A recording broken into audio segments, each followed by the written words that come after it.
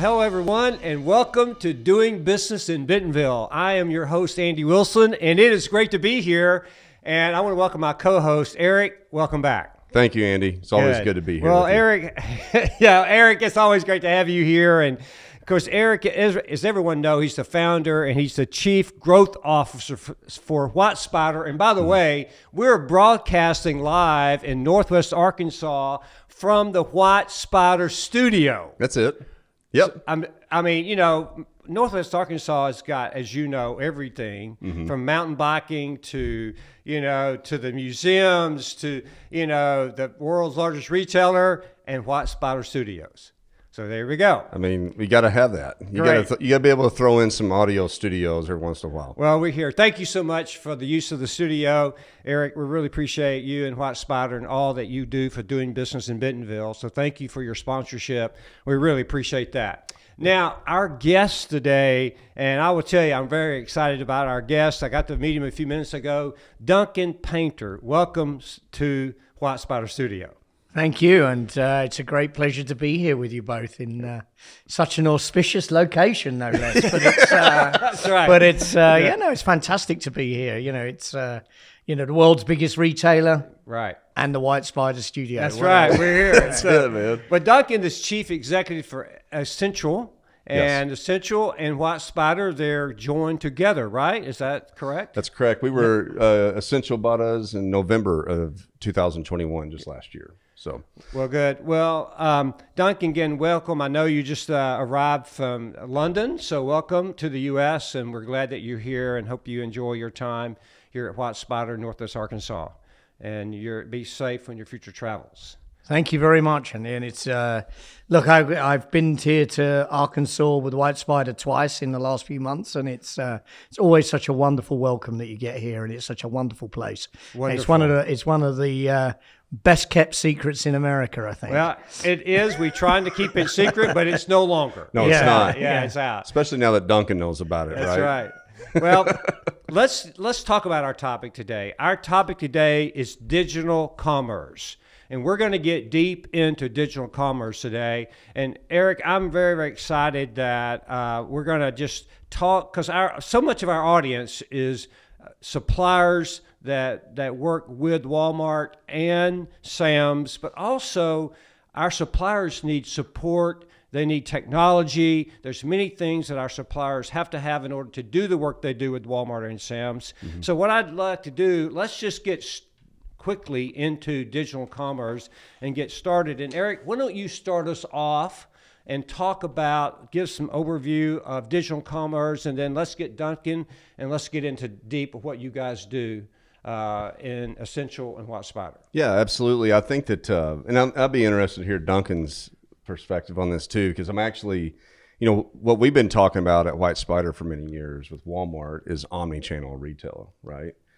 And, you know, I've actually was hearing more about digital commerce from Duncan and the Ascential side. And to me, and correct me if I'm wrong, Duncan, but I would say that digital commerce actually includes omni-channel, right? Yeah, most definitely. Yeah, most definitely. Because I mean, when we think about like the world of digital commerce and how that's going to be changing and where it is today, I mean, it's just going to rapidly continue to increase technologically, shopper demands, what they're used to, what they want, however they want it. And, you know, when it comes in that space, you have to be extremely savvy and you have to stay up with the times and how fast it's changing. And for a supplier and a manufacturer, you know, even with Walmart, just if you isolated just that one retailer, Walmart, I mean, it's quite a challenge. I mean, there's almost not enough time in the day to kind of stay abreast as to what the changes are that are going on and how you can evolve with that. And so I think, you know, that's what's made us successful at WhyteSpyder over the years working with Walmart is the fact that our team has been just dedicated to what's happening at Walmart when it comes to digital commerce or omni-channel. And, you know, I can give you my testament that it takes a heck of a lot of work all the time to stay up to speed with that. Well, I think that's a good review. So let's go deeper now. So Duncan, why don't you talk to us? What is digital commerce in your, because you work with us every day, your company is deeply involved in this. So lay that out for us, and especially for our listeners, because many of our listeners today, they need content, they need support, they need help in order to do what you talked about, Eric, right, in order to serve Walmart, Sam's, or other companies better. Mm-hmm. So Duncan, please get us into that. Yeah. So, Andy, I think the simplest way to sort of think about it is, could Sam Walton have ever envisaged that his entire store with every single product that he could have across the US could be available to a single person to, literally access and fully engage with through a small, glass screen on a phone? Right. And that, is ultimately what we're talking about. It's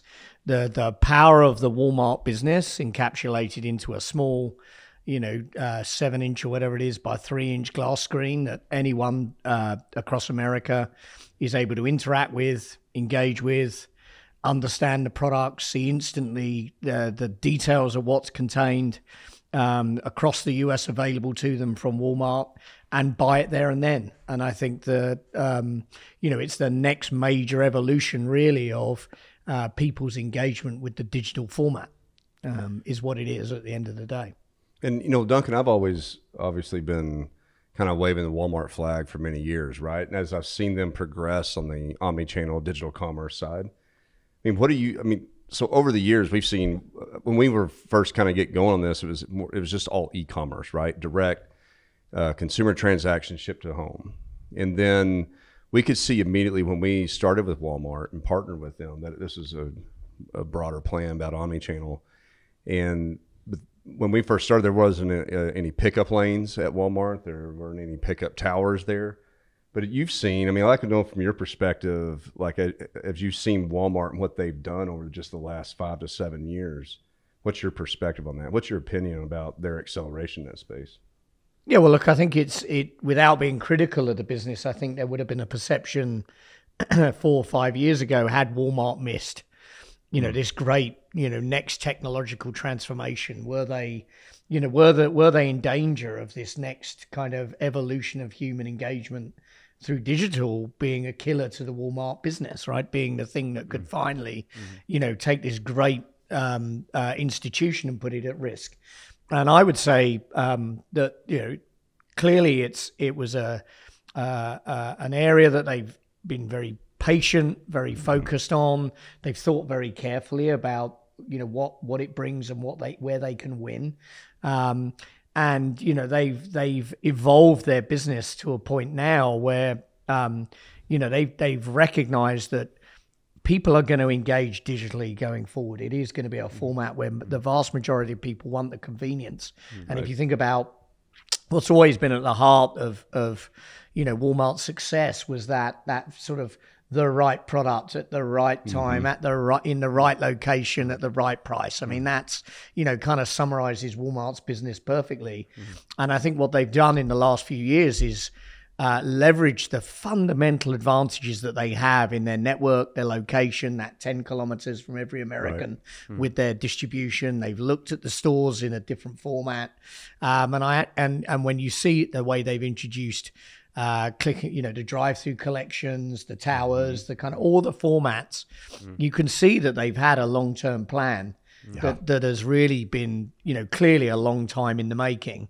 They haven't rushed in and tried to just direct compete with someone like Amazon on a model, which at the end of the day, they haven't not played to their strengths. What they've done is they've recognized that Amazon's model was Amazon's model. Right. What they've recognized is they had a totally different starting point.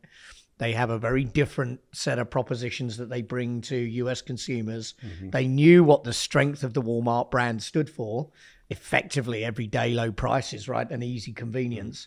And they've now evolved into a set of launches that, it's still plenty of room to go on, but as fundamentally positioned them as a powerhouse in the digital commerce market. Yeah. That is so well said, Duncan. And I had the opportunity to tour a store in Fayetteville, Arkansas, and I had the opportunity to visit with our associates, many of our associates. And what's happened is how Walmart is recreating jobs based upon what you're talking about inside the building, using the brick and mortar as a strength to the digital piece. And where today you walk in, of course, there's self-checkouts.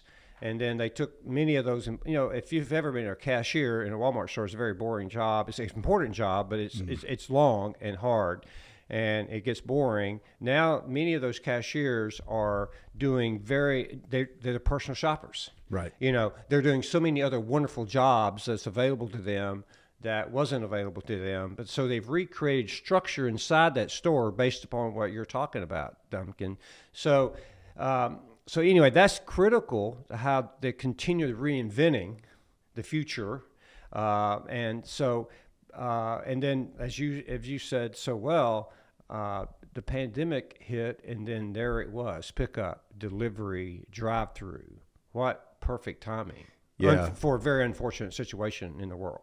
No, I agree. I think that when that happened, when the whole COVID came around, I mean, you couldn't have, it was, fortunately, Walmart was there ready to kind of provide a lot of solutions for folks that, can you imagine Walmart not being available in the omni-channel thinking, digital commerce, acceleration on Walmart's side not being conducted many years beforehand.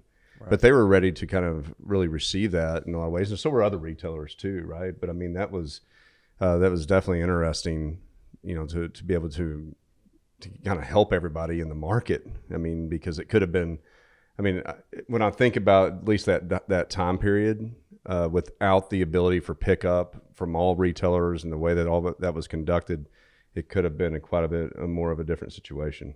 Oh no, there's no doubt about that. And I think almost the genius of the model that they've adopted, and it is very, very clever, is that they've opened up access to all kinds of manufacturers and brands that, to be fair, companies like Amazon struggle to provide. I mean, the simple example being, confectionery and sort of chocolate product and sort of water and glass-based product. None of those worked in end distribution systems. I mean, at the end of the day, unless you've got cold delivery systems, who wants to order chocolate for 6-7 months of the year that's melted, right? It's kind of there's some real, whereas Walmart can suddenly enable all these brands to be able to reach consumers where it's highly convenient to them, but where they can give them a format to collect that product in that's really convenient still, really well thought through, but where that's just not practical through the other mechanisms. So I think it's been, what they've done is I think they've thought really carefully about where they play to their strengths, what's the power of their business model, and how can they now enable that for the US consumer for an alternative offering. It's, in my view, look, they're not competing with Amazon head to head.